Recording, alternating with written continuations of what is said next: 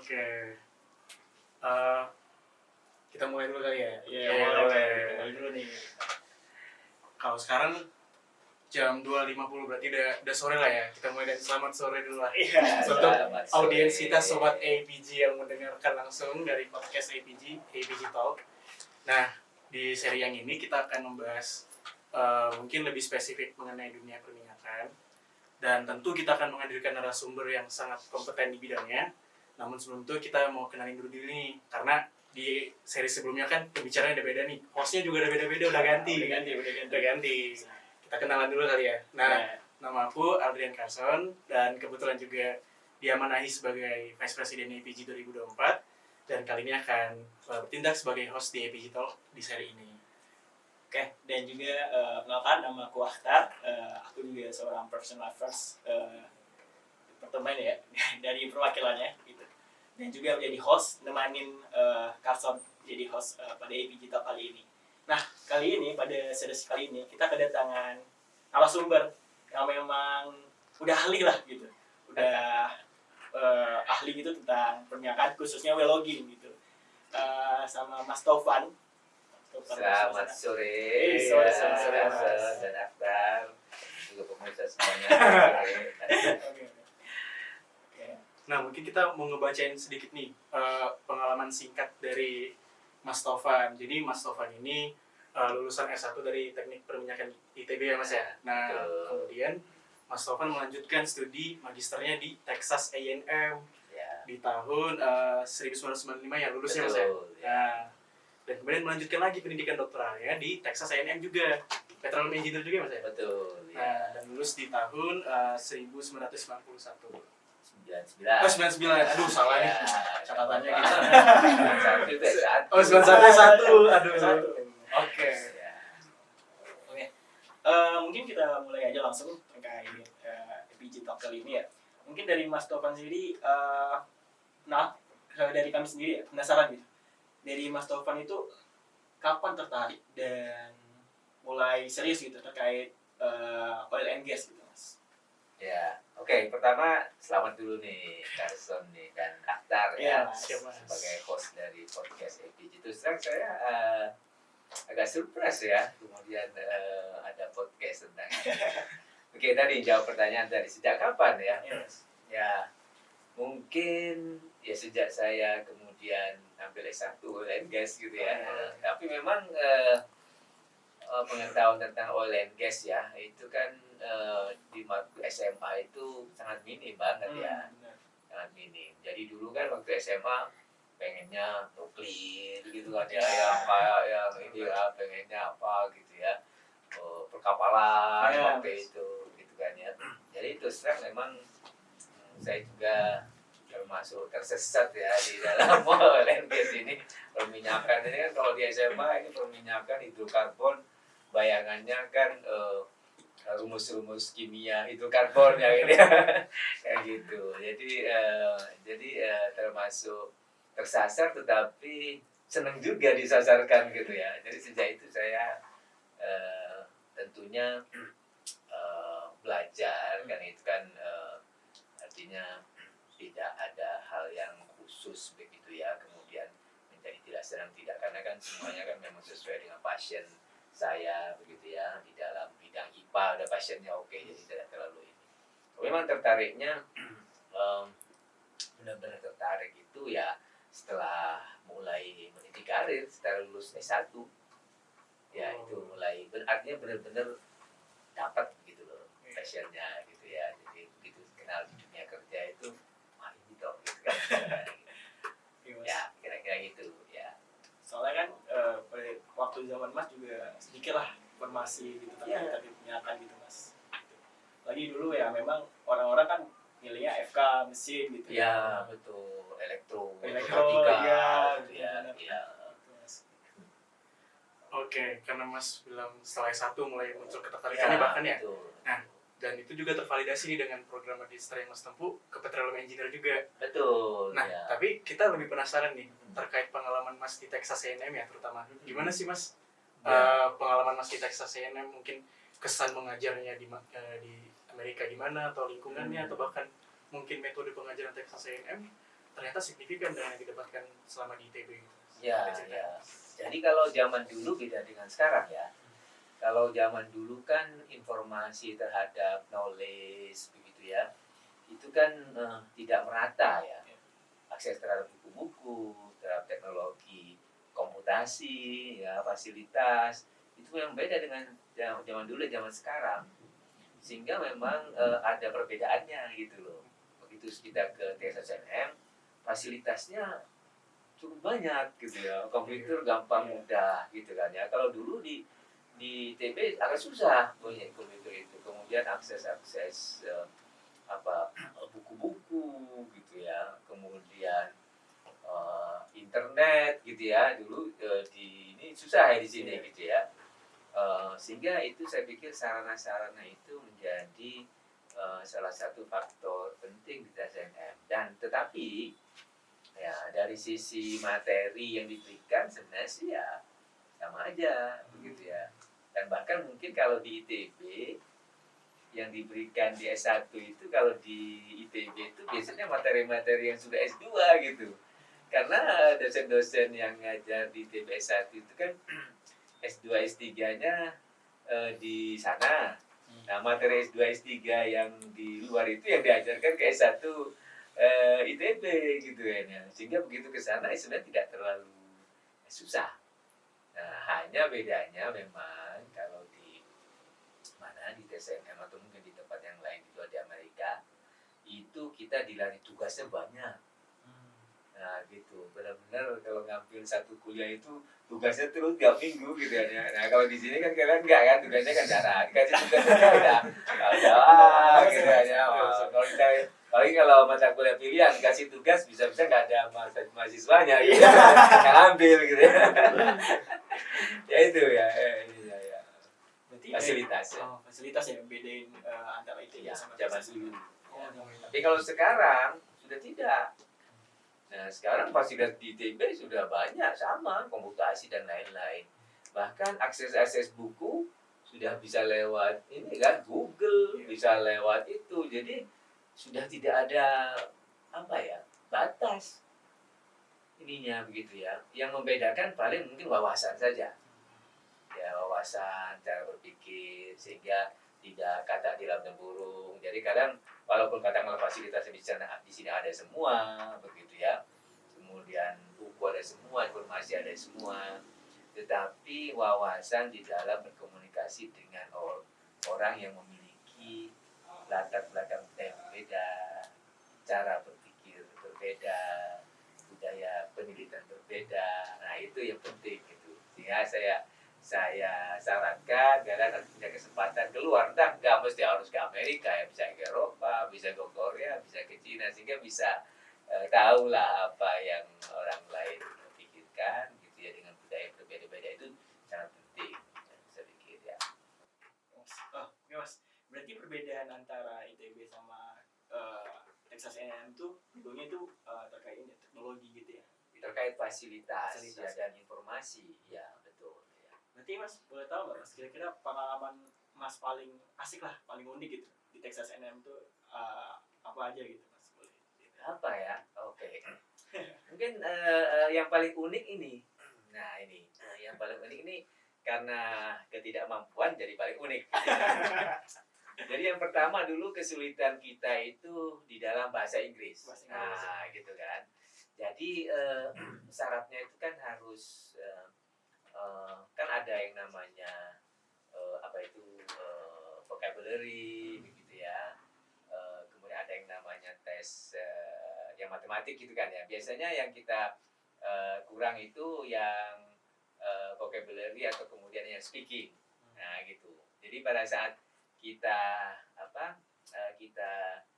datang ke sana gitu ya, itu kemudian kita oleh Texas A&M, oleh International Student Office-nya, kita di-assign student dari Texas A&M yang native. Nah, yang native begitu ya. Itu S1 yang memang mengambil bahasa, jurusan bahasa atau jurusan culture di negara-negara yang sesuai. Nah, gitu ya. Nah, saya waktu itu dapat partnernya itu itu oke, eh, seorang cewek dari Jerman. Nah itu ya, nah itu mungkin itu aja sih uniknya gitu. Jadi Oh, unik bisa, iya karena maksudnya bisa ngobrol dengan native, tetapi native-nya asal Jerman. Jerman, jadi bisa kenal begitu ya, kemudian tahu kulturnya, itu sangat mengasihkan gitu ya. Nanti asik banget tuh Mas kalau misalnya ketemu sama orang-orang yang memang dari luar negeri juga Ya, pikiran sama betul, gitu. betul. Nah, paling kulturnya beda ya. Iya. Kulturnya beda. Bagaimana kita bisa beradaptasi dengan kultur yang berbeda? Benar, tidak mudah ya. Iya. Tidak mudah ya. Gitu ya. Lagi tuh di luar negeri gitu. Nah, dan juga ini mengenai pengalaman yang menarik juga di sana itu ada namanya. Jadi kalau di TSNM itu, ini saya berbicara menariknya yang non akademik. Kalau akademik itu ya oke lah. Gitu ya. Jadi akademiknya itu di sana ada yang namanya mini Olimpik. Mini Olimpik. Jadi student-student dari berbagai negara itu, gitu ya. Nah itu misalnya ada mini Olimpik untuk aja itu saya ikutnya di sepak bola waktu itu. Jadi kita itu waktu itu malu mini Olimpik itu pernah masuk semifinal Indonesia itu. Kita pernah ya walaupun nggak mengalahin ini, tapi kita pernah mengalahin studentnya ini Olimpik Spanyol loh. Spanyol. Ini mah studentnya kita kalahin lagi ya. Ya itu benar ya. Oke. Nah, sih Mas. Ya. Ada mini Olimpik juga. Ya. Oke. Nah, menarik nih. Setelah kita bicara tentang pengalaman Mas Tovan di Texas A&M, pengalaman Mas dalam meniti karir. Tapi sebelumnya sih pernah baca dari buku Mas itu, Iya. setelah lulus ITB udah langsung kerja Mas sebenarnya di Betul, betul ya. Tapi mungkin ada nggak Mas dari tahapan karirnya dari Mas Tovan yang paling menarik gitu, yang memang mempengaruhi Mas sampai di titik sekarang gitu? Ya sebenarnya masing-masing punya pengaruh sih di saya ya. Jadi pertama saya itu kerja di ConocoPhillips. Ya, waktu itu bukan ConocoPhillips, namanya Conoco baru belum gabung ConocoPhillips. Ya. Jadi itu pada tahun 1991. Karena waktu itu pas lagi booming ya. Jadi memang kalau oil and gas kan ada siklus gitu ya. Iya. Jadi waktu itu belum lulus itu sudah diterima kira-kira gitu kan ya, sudah dapat gitu ya. Kita tinggal milih-milih waktu itu biasanya. Nah tahun 91 dan saya waktu itu di offshore juga. Di offshore, jadi selama sebulan di offshore. Di offshore-nya itu di Laut Cina Selatan. Jadi offshore cuma memang di awal-awal ini ya menarik gitu ya. Tapi lama-lama bosan karena sudah semuanya udah dikelilingi gitu ya. Di laut lagi nggak ada apa-apa gitu ya. Jadi kalau kita lihat, kalau pagi-pagi melihat ke laut itu ada ikan hiu gitu ya di bawah ya. Iya banyak ikan hiu kan. Jadi kalau ini nggak bisa lari kemana-mana ya. Jadi saya enjoy gitu ya. Mengerjakan, mendapatkan tanggung jawab waktu itu karena baru ditemukan lapangan berida waktu itu. Jadi senang ya mendesain sumur, kemudian merencanakan pekerjaan-pekerjaan walkover begitu ya di lapangan-lapangan itu tiap hari membuat laporan begitu ya dari data-data yang ada. Saya enjoy dari itu saya suka begitu ya di oil and gas ya. Sampai kemudian saya akhirnya join ITB waktu itu. Saya balik ke kampus gitu ya, kemudian sempat bekerja sebagai konsultan waktu itu, namanya waktu itu mengerjakan water flooding. Water flooding di lapangan Diri, Sagu, Merpulai, Sepulai dengan teknik yang komputasinya dulu kan nggak susah ya untuk katakan yang punya simulasi komputasi yang ini cuma ada lebih gas gitu ya. Jadi kita benar-benar menggunakan metode manual lah begitu ya. Tapi kemudian ada tracer, waktu itu kita rencana tracernya waktu itu menggunakan nuklir masih ya, bahan radioaktif gitu ya. Tracernya kalau sekarang kan sudah ada chemical. Ya senang juga artinya kalau bagaimana kita memplanning dieksekusi ternyata wah sesuai begitu ya. Ya itu makanya itulah satu hal kepuasan tentunya Carson ya. Iya Mas Carson. Carson daftar juga teman-teman mungkin adik-adik mahasiswa nanti pada saat meniti karir itu nanti gitu ya. Kepuasannya di situ ya, bagaimana ilmu yang kalian terapkan kemudian wah ternyata ini gitu bisa berhasil gitu ya. Nah, masih terkait juga dengan pengalaman Mas tadi, salah satu itu juga disebutkan tadi ada Ya. komputasi. Nah, Ya. saya juga pernah dengar kalau Mas pernah merumuskan suatu fungsi yang pernah digunakan pada saat Mas bekerja di SIB ya, kalau dulu sekolah bekerja. Iya, betul. Oh iya, betul. Jadi saya itu kebagian sejak dari S1, S2, S3, entah kenapa ya begitu ya, saya kebagian advisor yang begitu dengan saya, mereka tidak pernah memberikan topik penelitian gitu kan ya. Saya disuruh cari sendiri. Jadi benar-benar stressing kan, stressful kan, gitu kan, saya disuruh cari. Nah itu. Jadi memang kemudian tadi jadi di pada saat-saat akhir gitu ya, itu tadi kemudian saya waktu itu mengembangkan yang namanya biasanya analisa data-data produksi itu selalu menggunakan single well analysis. Ya. Maka saya kemudian kembangkan menggunakan multi well analysis. Ya, multi well analysis pengembangannya. Jadi saya cetak model, gitu, saya validasi, kemudian saya gunakan untuk menganalisa data. Dan alhamdulillah dari situ kemudian dari kompetensi saya di situ, kemudian saya bisa bekerja di Schlumberger, di hasil Schlumberger, dan kemudian juga disertasi saya itu pada tahun 2000 itu di Texas A&M itu tiap tahun di Petrol Engineering itu melakukan yang namanya memilih ya, di tahun itu memilih the best dissertation lah istilahnya, dan kemudian saya terpilih di tahun 2000 itu gitu ya, sebagai apa namanya excellent research lah gitu ya, kayak seperti tahun 2000 ya, alhamdulillah artinya ya terbayar lah gitu ya. Gitu usaha itu ya, itu sih sebenarnya membuat saya itu kemudian makin termotivasi ya, kemudian saya bekerja di Schlumberger ya. Sebenarnya kalau yang itu dipakai di Topaz ya, di Kapal, kemudian ada juga di Symphony ya, itu dipakai metode itu multi well analysis itu gitu ya, ininya begitu, persamaannya begitu ya. Ya. Oke. Menarik Mas, melihat karir Mas yang sebelumnya dari Texas A&M udah ke ITB ya, ke Philips dulu, baru ke ITB. Terus tadi Mas berarti ngirim proposal dulu, ngirim apa ya, disertasi dulu ke Texas A&M baru dapetin Schlumberger atau gimana? Iya, jadi jadi di Texas A&M itu ada yang namanya kalau kita ke sana ada yang namanya apa istilahnya namanya summer job. Ya, summer job itu. Jadi begini, kalau di sana itu kan 3 semester. Ya, 3 semester. Jadi ada semester namanya apa itu fall gitu ya, kemudian spring dan summer.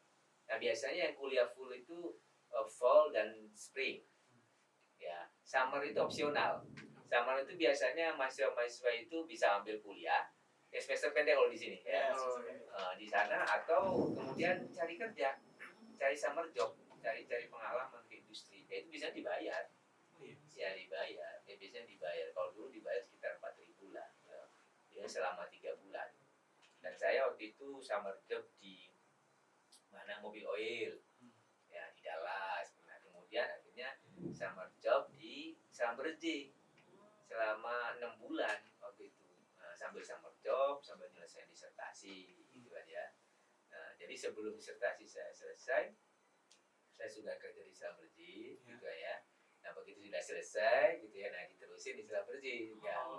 Nah, sejak 99 di Seram Bersih, kemudian diterusin sampai 2002. Oh iya. Gitu kira-kira. Nanti Mas summer job dulu di sana gitu. Iya, Oh, summer job, karena mereka waktu itu butuh orang ya untuk mendevelop software mereka gitu kan. Oke, mereka kan kayaknya perlu diperpanjang karena mereka perlu orang juga begitu ya. Maka kemudian ya sampai tahun 2002 dan saya putuskan untuk balik ke sini gitu ya, ngajar lagi. Ya. Nah, menarik nih pengalaman Mas terkait dunia industri ya Mas ya. Tapi balik lagi karena udah sempat nih saya baca sedikit-sedikit dari buku Mas nih. Ya, ya, boleh. Ternyata Mas sendiri lumayan sering membahas tentang well logging nih Mas. Iya. Nah, kalau dari yang disertasinya mungkin tadi analisis multival ya Mas. Iya, produksi iya, makanya. berasal dari performance. Gimana tuh Mas dari well performance terus beralih ke well logging? Nah, itu gimana tuh Mas? Benar kan, itu satu hal yang karena dari sisi yang satu itu adalah mathematics ya, more heavy on mathematics gitu ya, modeling. Yang well logging ini heavy ada geologinya begitu ya, dan juga ada geologinya. Jadi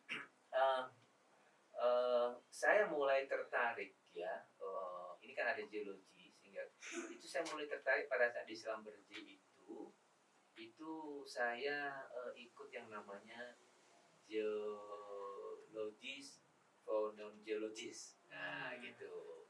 Jadi itu mulai saya tertarik itu karena pada saat itu saya dapat instruktur yang dari Prancis gitu ya. Dan itu bisa menjelaskan secara ilmiah begitu ya, mengkorelasikan apa geological event begitu ya, kemudian dengan fisik gitu ya, dan itu masuk nyambung gitu ya. Kemudian mengkorelasikan apa what happened in the past ya, kemudian apa yang kita observasi sekarang, masuk banget gitu ya. Saya jadi tertarik. Dulu saya terus terang bukan penganut yang sering geologi dulu. Nah, kemudian sekarang itu ya. Dan pada intinya saya pikir selama kita bisa punya passion ke dalam fundamental science gitu ya, ya kita bisa masuk mana aja. Dan saya ingat waktu itu promotor saya bilang ke saya gitu, kau bisa kemana saja, dia bilang gitu ya. Dan ya, jadi saya sekarang pun kan riset saya itu di chemical enhanced water recovery. EOA gitu. Jadi EOA. Jadi ya itu kuncinya adalah yang penting kalian pahami, kuatkan di dalam fundamental science. Kalian pasti akan bisa kemana saja gitu ya. Kecuali ke politik mungkin lain. Iya Mas. Saya bukan sains deh. Tapi mungkin ada hubungannya juga lah saya dengan politik. Ini bisa cari. Menarik juga Mas, ketertarikan Mas terkait biologi ya, dan produksi itu sebenarnya. Oke, jadi kalau kalian ya yang penasaran nih terkait Velog ya, nih kita ada buku nih dari Mas Taufan sendiri yang nulis, gitu lah, disertasi biologi gitu. Penulisnya langsung dari Mas Taufan. Jadi kalau kalian ingin belajar nih terkait biologi nih, seperti Mas Taufan, kalian bisa beli bukunya. Di bukunya linknya ada di description below ya. Iya, ada. Gitu Mas. Jadi dipromosi juga ya. Iya. Bermanfaat banget masalahnya bukunya Mas. Iya. Walaupun saya udah baca sih Mas. Oke, ya. Biologi jenis-jenisnya juga ada. Iya, ada. Karena kan salah satu mungkin bisa dibilang permasalahan di geologis ya, tentang bias interpretasi Mas. Nah, mungkin dari teman-teman yang sekarang mengalami bias dalam menganalisis data well log, nah bisa banget nih langsung dibeli bukunya Mas. Jadi memang gini ya, yang saya lihat memang saya juga pernah dulu ikut biologi. Jadi pertama memang saya ingin mahasiswa itu tidak lihat detailnya dulu. Pertama harus lihat bigger picture-nya dulu gitu kan. Jadi alur bigger picture-nya dulu yang harus dimengerti konsepnya, sehingga kita kita bisa jadi tertarik gitu ceritanya gitu, detailnya itu nanti gitu. Iya. Oh, jangan lihat equationnya dulu ya, jangan lihat lihat yang dia ceritanya dulu gitu. Nah, setelah ceritanya dapat gitu ya, maka baru ke detail-detailnya. Nah itu saya pikir nah, saya coba sebenarnya di buku itu saya ingin coba bercerita sebenarnya gitu ya.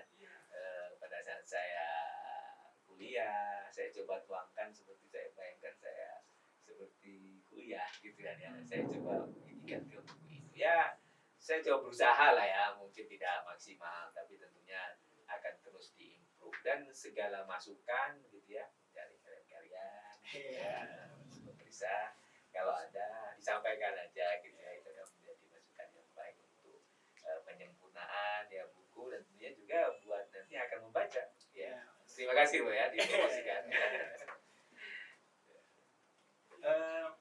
Mungkin itu Mas, menarik juga Mas, soalnya tadi udah dari produksi ke visual logging terus juga udah nulis ini.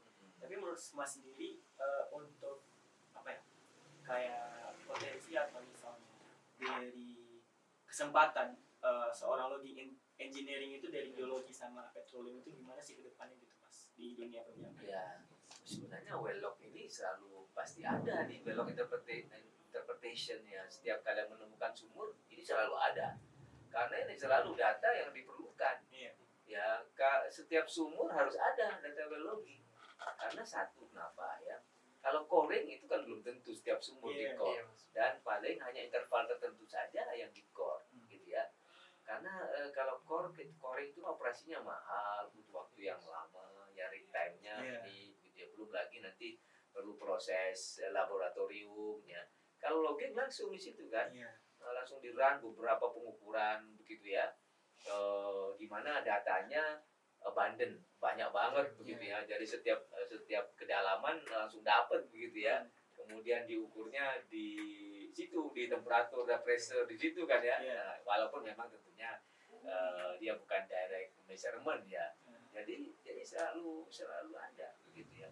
Dan makanya memang ada well logging untuk petroleum engineering. Nah, sebenarnya well logging itu ya tidak ada ini well log untuk petroleum, ini untuk geologi, sebenarnya ya harus sama gitu kan ya, harus menguasai. Jadi buat teman-teman di petroleum gitu ya, kadang-kadang sudah punya di petrofisik ya, lebih ke fluid flow. Nah ini mungkin perlu dilengkapi yang dengan geologis. Nah untuk yang geologis yang ini mungkin perlu dilengkapi juga belajar petrofisik yang fluid flow-nya ya, yang untuk petroleum, sehingga memang akan lebih lengkap di dalam memahami nanti terutama interpretasi untuk logging-nya begitu kan ya. Nah itu gitu. Jadi memang ya harusnya tidak ada dikotomi, ini geologis, ini petroengineer. Kalau begitu kemudian mau belajar well log ya harus dua-duanya harus masuk gitu kan ya. Ya itu sehingga menjadi lebih lengkap gitu kan ya. Itu saya pikir ya. Oke Mas, sebenarnya kan kalau misalnya itu ya di ITB sendiri gitu, kan ada dua gitu, jadi biologi untuk petroleum sama geologi, jadi nggak ada bedanya ya, saling melengkapi gitu. Iya, mestinya iya. Jadi memang kalau di geologi ya lebih nanti ke stratigraphy ya, correlation, facies begitu ya, sama kemudian juga nanti ada di interpretasi kuantitatif ya. Sebenarnya di petroleum juga harusnya begitu, juga sama, harus facies, korelasi, stratigraphy, kemudian kuantitatif. Cuma memang kalau di petroleum kan memang backgroundnya lebih di kuantitatifnya nih, kuantitatifnya nih begitu ya. Sementara kalau ini backgroundnya lebih di sana ya, di geological settingnya ya gitu ya. Mungkin ya mestinya harus kalau sebagai nanti ya mungkin ini bukan di kuliahnya ya, tapi nanti pada saat menjadi sebagai petrophysicist gitu ya, nah nggak ada lagi petroleum, geologi, petrofisis, ya itulah yang harus dikuasai semuanya gitu kan ya, nah, gitu saya kira. Tapi memang kebutuhannya beda-beda memang nanti kalau untuk alatnya kebutuhan di dalam nanti ini kebutuhan untuk analisa geologi ya. Dari sini juga kita jadi lebih tahu Mas, ternyata petroleum engineer dan geologis itu sebenarnya harus bekerja sama sebenarnya. Betul ya. Dan juga kemarin, nah kebetulan ini Mas sudah dapat pengalaman magang kan? Iya. Nah, di situ ada divisi subsurface development nih Mas. Iya, Nah, di situ betul. kemarin juga bingung ngeliat kok dalam satu divisi petroleum engineer kenapa gabung sama geologis ya. Nah, Iya, iya, iya. ternyata mereka sempat ngasih tahu dikit-dikit sih Mas, mereka lagi ngerjain reservoir management katanya. Iya. Masih bingung ternyata waktu itu. Tapi ternyata mereka mau nyulai, mau menghubungkan multi well tadi Mas gitu itu. Iya, iya, iya, iya. Ya, jadi kalau kita lihat ya, misalnya sebenarnya kalau nanti kalian dengan dosen-dosen gitu ya, kan ada biasanya kan kita melakukan semacam studi, ya, konsultasi gitu. Itu namanya studinya biasanya GGR, nah, Geofisik, Geologi, and Reservoir gitu ya. Itu jadi satu, jadi tim dari geofisik. Ya, dia butuh data-data log juga. Iya. Ya, pelaksanaan beltai, kemudian melakukan apa atribut atau apa bukan level of bikin seismogram gitu ya, sintetis seismogram. Juga dari geologi butuh level reservoir butuh level ya. Jadi masing-masing kemudian pada satu hal kemudian dia menuju pada benda yang sama gitu ya, dengan angle yang berbeda, mestinya hasilnya harus sinkron. Iya. Nah, itu sinkron. Jadi ini kalau berbeda nih gimana nih pendekatannya? Nah, seorang mendekati ini kualitasnya begini nih hasilnya. Nah, ini seperti ini saling bukan saling menyalahkan ya, tapi saling mengkoreksi sehingga kemudian picture-nya tadi, ceritanya masuk gitu ya. Ya, mulai dari data tadi geological settingnya ada di mana, di modelnya seperti apa, sesuai enggak gitu kan ya. Kemudian dari data seismiknya bagaimana, kemudian dari data hard data, dari reservoir data, testing datanya sesuai enggak gitu ya. Harus sampai ketiganya harus sampai bercerita yang sama, nggak boleh sendiri-sendiri. Ini ceritanya begini, ini ceritanya begini, ini ceritanya begini, padahal kan bendanya sama, kok ceritanya berbeda gitu. Nah, ini harus ngobrol nih. Nah, tiga itu ngobrol sehingga kemudian oh ini loh ceritanya, sehingga kemudian sama-sama oke. Nah, baru jadi harus satu tim. Ya, Jadi pentingnya sinkronisasi tadi Mas ya. betul. Iya. Iya, betul. Nah, menarik nih. Kalau dari Mas sendiri mungkin atau bisa dari pengalaman yang Mas pernah dengar, pernah nggak waktu sinkronisasi nih geologisnya, wah harusnya kayak gini, terus orang PI-nya bilang enggak, ya harusnya kayak gini, jadi Iya, jadi misunderstanding itu Mas, pernah nggak Mas? iya, bukan misunderstanding. Jadi memang pertama biasanya kan memang masing-masing kan paralel ya, paralel sesuai dengan backgroundnya masing-masing, sesuai dengan data yang diolah masing-masing. Nah, kemudian pada saat dia ketemu misalnya, itu memang misalnya nih di dalam analisa well testing ya, misalnya apakah fracture atau bukan ya, misalnya begitu ya, karena ada saat, jadi misalnya begini, di well testing itu ya, semua feature kelengkapan itu akan bisa ketahuan apakah dia fracture ya, apakah dia radial composite begitu ya, perbedaan facies begitu, apakah dia sebenarnya fault ya, sistemnya itu kan kelihatan kalau dia lengkap. Nah, tetapi ada satu hal di mana data-datanya itu nggak lengkap kelihatan, data-data reservoir.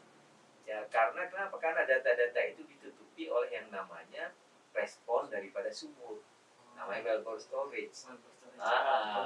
Sehingga ada data yang ditutup oleh itu. Sehingga kemudian kita nggak tahu nih, bisa saja kemudian yang namanya fault mirip fracture reservoir, mirip perbedaan facies gitu kan ya. Nah, ini perlu dikonfirmasi nih. Nah, lihat data geologinya, lihat wellbore image-nya begitu, lihat data log-nya, lihat sonic dan density-nya seperti apa gitu kan, benar nggak kira-kira gitu. Nah, kayak gitu. Jadi ada seperti itu. Jadi tidak kemudian ada multi interpretation yang dimana perlu multidisiplin, ya, pendekatan multidisiplin. Nah itu, jadi jangan egonya sendiri-sendiri, ya, jangan reservoir pintar sendiri ya, karena banyak rumus-rumus ya, gitu ya. Jangan Jangan geologi juga pintar sendiri ya, karena banyak bisa bercerita banyak gitu. Misalnya gitu ya, jadi harus ya ceritanya harus dari satu lah gitu ya. Ya itu. Makanya bagus nih, jadi memang geofisik, geologi dan petroleum ya sejak mahasiswa harus sudah dari sana. Kalau dulu kan kalau wisuda kan sering bertengkar ya. Kalau sekarang udah nggak boleh lagi. Ya, oke, bagus ya, saya senang gitu. Jadi teamworking antara jurusan itu untuk mengolah data geologi itu sangat penting. Iya, betul. Penting misalnya dalam untuk Betul. multidisiplin Iya. data gitu. Karena data geologi itu dipakai semua disiplin, ya reservoir, ya geofisik, ya production engineer, ya drilling engineer dia pakai. Tentunya dengan skalanya sendiri-sendiri ya gitu. Jadi prospek untuk kerja sebagai logging engineering itu sangat besar lah maksudnya. Nah, jadi di dalam logging itu ada dua. Pertama sebagai logging engineer kalau yang di lapangan, ya dia yang data akuisisi. Nah biasanya yang uangnya banyak tuh. Iya, ada pernah waktu itu mahasiswa saya, mahasiswi malah, karena kan itu misalnya harus dilakukan di tengah malam, bisa 3 hari dulu nggak tidur gitu kan ya. Nah itu yang harus biasanya kan dapat training tuh. Biasanya yang hal itu yang kadang-kadang ya, biasanya tidak kita ajarkan yang di sini. Kita lebih ke interpretation, itu nanti acquisition. Acquisition biasanya di training di dalam oleh perusahaannya, karena alat-alat equipment itu makin hari makin berbeda, ya correctionnya berbeda, apa saja berbeda. Jadi cat correction kalau kita ikuti terus berbeda-beda gitu. Jadi kalau kita ngapal itu correction nggak ini gitu. Itu urusan nanti di dalam servisnya. Nah, tapi kalau kita interpretasi, ya itu biasanya fundamentalnya sama begitu ya, bagaimana dia menginterpretasinya gitu ya. Sehingga biasanya yang di mana yang di kuliah-kuliah itu lebih ke arah interpretasinya ya, tapi tentunya tetap memahami bagaimana alat itu bekerja gitu ya. Tapi teknologi alat itu biasanya kemudian selalu berubah gitu ya, sehingga kayak correctionnya apa yang perlu dikoreksi itu berbeda, cat-catnya berbeda. Sehingga kalau saya tidak menekankan pada itu. Nanti tiap tahun akan berbeda, nanti orang bingung. Karena dulu saya gitu, pada saat awal dikenalin dengan cat ini bingung gitu, cat apa gitu ya, ada cat koreksi. Padahal kan sebenarnya bukan itu intinya gitu ya. Kadang-kadang kita kehilangan ya, yang perlu kita pahami intinya itu apa, sehingga kadang-kadang menjadi ketertarikan kita menjadi tidak ada. Jadi satu di sana, yang kedua di interpretasi, sudah pasti. Jadi yang kalau mau uangnya gede, yang di operasi sana, gitu ya. Langsung lapangan nggak? Nah, tapi nggak tidur, Nggak tidur ya. Tapi gue bisa. Interpreter juga bisa juga, sama lah. Tapi di kantor. Ya. Nah, menarik juga nih Mas. Soalnya sekarang ini kalau di geologi sendiri Mas, memang benar sih ada yang lebih menjurus ke website-nya, mungkin karena lebih praktikal ya, ngeliat batunya langsung. Betul, ya. Ada juga yang memilih untuk kerja di office, yang interpretasi. Iya, betul. Jadi tergantung passionnya lah, ya. Passion dan juga ya ada yang nggak suka berat-berat, ada yang nggak usah, ada yang nggak ingin waktunya, ada yang teratur gitu, ada yang tergantung objektifnya masing-masing. Jadi kalau misalnya nih Mas, dari saya sendiri pengen loggingnya dulu berapa barangnya gitu, termasuk interpretasi. Kalau itu lebih bagus nggak apa-apa, bukan nggak ada yang lebih bagus, nggak ada yang lebih buruk ya, gitu sama ya. aja. Nggak ada, sama aja. Silakan aja, iya. Silakan aja. Jadi mana yang menurut Carson gitu, aktar yang kira-kira work for you. Nah, jangan ganggu orang lain, belum tentu pada kayak bekerja gitu aja. Nah, kan objektifnya beda-beda kan. Nah, siapa tuh saya pengen mengumpulkan uang banyak-banyak karena sudah dituntut mertua misalnya gitu kan. Bisa saja gitu. Kita tentu saja. Nah, ini menarik juga nih Mas, karena sekarang ini khusus di biologi Ya. udah muncul terminologi baru Mas, namanya geoclink. Wah, apa? Oh,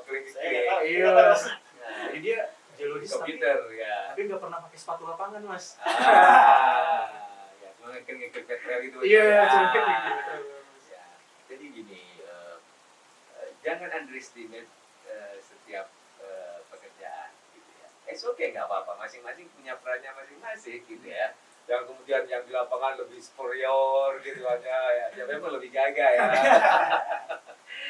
Jangan kemudian karena dia nggak apa-apa ya, dia punya perannya masing-masing ya. Kita mulai menghargai peran dari masing-masing orang. Jadi jangan saling membuli lah ya gitu ya.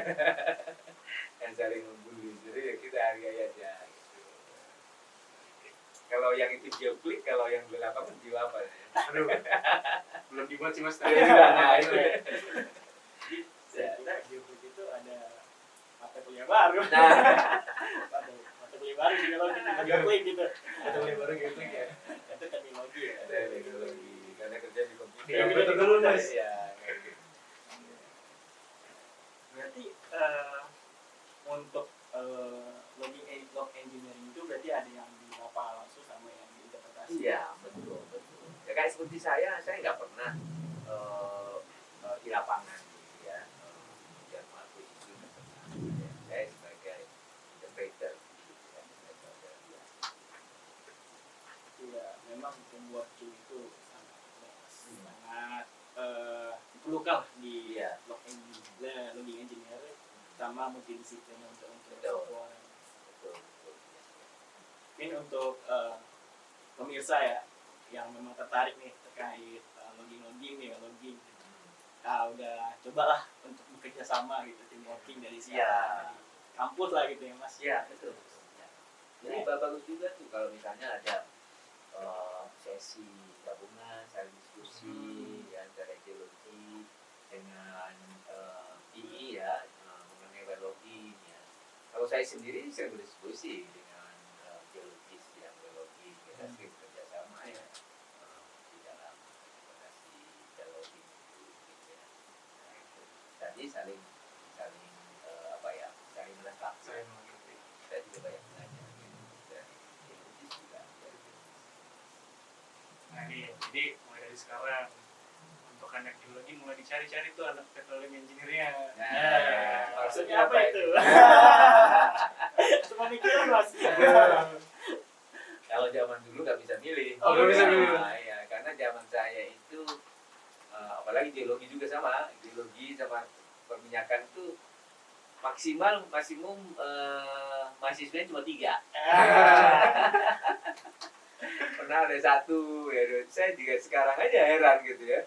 Petroleum bisa banyak, ada 20, 25, geologi apalagi gitu ya, banyak gitu, heran gitu. Dulu nggak ada gitu.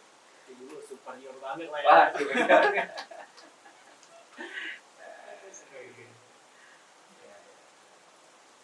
Nah, masih terkait dengan kolaborasi antara geologi dan reservoir engineer mas. Iya, iya. Kalau nggak salah, waktu kemarin tuh dapat informasi misalnya geologis tuh waktunya di static modeling ya mas ya. Terus nanti diterusin sama anak ahlinya untuk membuat dynamic modelingnya gitu. Iya. Nah itu secara gambaran kasarnya tuh mas, kira-kira static modeling dan dynamic modeling itu gimana sih Iya. mas? Jadi sebenarnya di dalam static modeling itu tidak hanya geologi, ya. Jadi itu sudah mulai masuk interpretasi daripada reservoir engineering, ya, dan juga petrofizisis. Jadi di dalam static modeling itu kan sebenarnya bagaimana membangun ya satu kerangka model, ya, kerangka geometri ya dari geologinya. Itu tentunya ada yang namanya masuk dari data safety-nya, kan ya. Kemudian bagaimana, nah mungkin yang geologi ya bagaimana mengkorelasikan secara lateralnya, stratigrafinya, nah gitu ya, itu yang dari geologinya ya, menentukan batas-batas formasinya, batas top and bottom daripada zona-zona reservoirnya di situ. Nah, itu mungkin masuk geologi kan ya. Kemudian identifikasi basisnya gitu kan ya. Nah, model pengendapannya seperti apa, geologi ya. Yang bisa dia dari data model, ya, model geologi yang ada, yang analog juga bisa dari pengetahuan dari data lognya gitu kan ya. Nah, kemudian dari masuk yang namanya dari theoretical testing.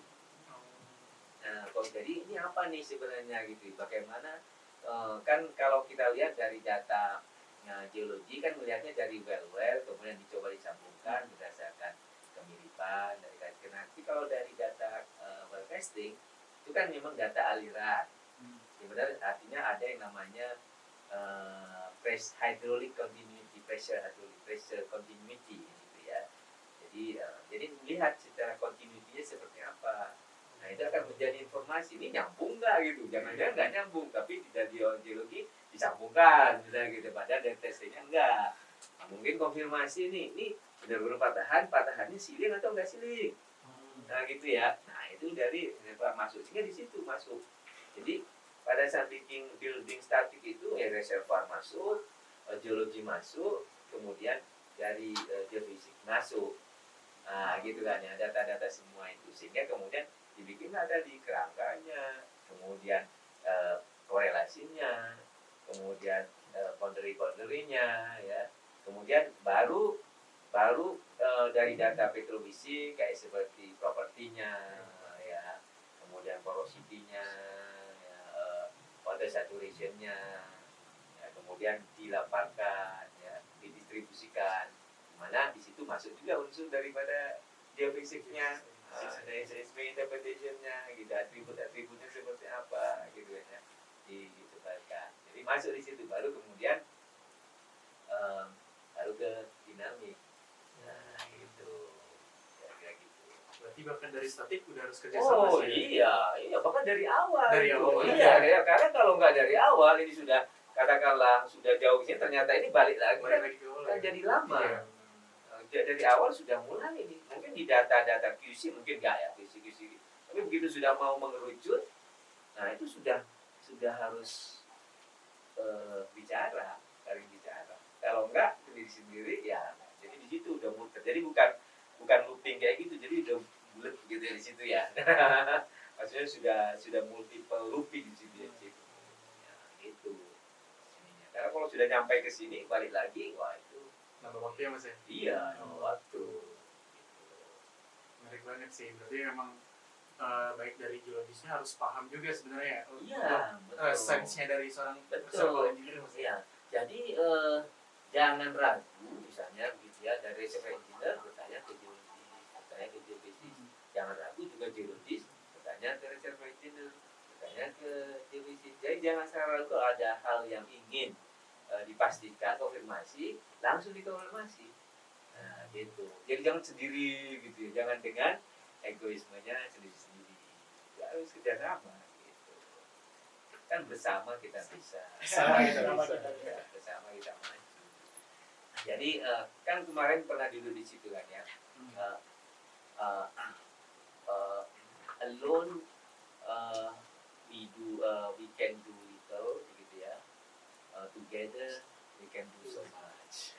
Kan ada waktu kemarin tidur di sana kan. Quote-nya dari itu kan, alone we can do little, together we can do so much. Nah itu ya, nah itu tolong itu di Ditaruh di bawah ya ntar ya. Dapat quotes baru kita ya. Quotes baru. Itu ada quotes-nya. Itu ya. Banyak banget nih yang kita dapat dari Mas Topan, mulai dari karir dari Mas Topan, gitu, pengalamannya di Texas, di luar negeri gitu prosesnya kan. Terus kita juga belajar terkait well logging gitu, dan juga terkait ternyata dari awal kita tuh udah harus kerjasama lah gitu. Iya. Dari geologi ke geologi, petroleum sama geofisik udah harus kerjasama gitu Mas. Mungkin yang tadi itu bakal jadi pertanyaan terakhir kita Mas untuk sesi kali ini. Oke, baik, terima kasih ya kesempatannya ini. Waduh, saya tersanjung juga nih ketemu sama anak-anak muda yang kreatif, semangat. Kalau bisa terus nih podcastnya siapa gitu, ganti-ganti. Siap, Mas. Jadi dari Mas Topan sendiri ada pesan gitu untuk engineering muda gitu. Coba lah, makin muda bisa makin pintar. Kalau yang muda terus kemudian menunggu daripada yang tua nanti nggak pinter-pinter ya. Gitu. Jadi yang jelas saya sih harapannya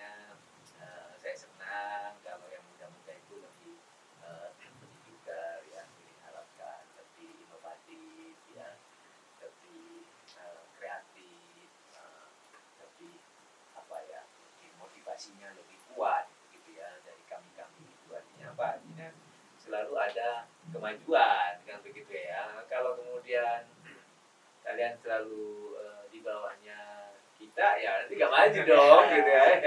Ya saya sedih, saya senangnya ya kayak gitu. Ya saya coba makanya kita coba share apa yang kita bisa gitu ya. Diharapkan jangan terpaku pada apa yang didapat di kuliah. Di kuliah itu hanya sebagai pemantik lah gitu ya, hanya sebagai inisiasi aja. Nah kalian tuh dunianya luas gitu ya, jangkau tuh semuanya gitu ya, buka pintu-pintu semuanya. Nah gitu, baca paper-paper itu pasti malas ya. Aduh ketahuan sih Mas. Tapi beres podcast ini kan rajin nih Mas. Oke. Langsung rajin baca paper Mas. Nah oke, saya pengen memotivasi sih. Oke, makasih ya. Mungkin kalau misalnya pemirsa mau ngobrol-ngobrol sama Mas Topan, nanti kita tag ya IG Mas Topan. Oh ya, ada IG saya ya. Ya. Nanti saya akan follow juga. Langsung di fallback sama Mas Topan. Oke. Jadi IG saya bervariasi ya. Oh, bervariasi, Mas? Ya, bukan, maksudnya bervariasi ya, tidak hanya ini ada golf di situ. Iya. Gitu, Golf juga, ada Mas, apa di sana iya gitu. Jadi kita harus berwarna lah Iya. gitu ya. Oke. Siap. Oke, mungkin dari pemirsa ya. Ini pemirsa kita udah kita kasih nama nih, namanya Sobat ABG. Sobat Sobat ABG. Nah, Nah, Sobat ABG ini habis nonton podcast ini langsung paham banget nih Bang. Apalagi kalau udah baca bukunya Mas Topan. Iya. Ah. Description below. Langsung diklik linknya Klik langsung. linknya. Ya. Oke. Gimana? Dari kami cukup sekian Mas. Iya. Terima kasih Mas Topan atas waktunya udah Terima bisa kasih nyempetin juga ya. Terima kasih. untuk hadir di podcast kali ini Mas. Ya. Terima kasih Mas Topan. Sampai jumpa untuk sobat APG di APG Talk berikutnya. Oke. See you.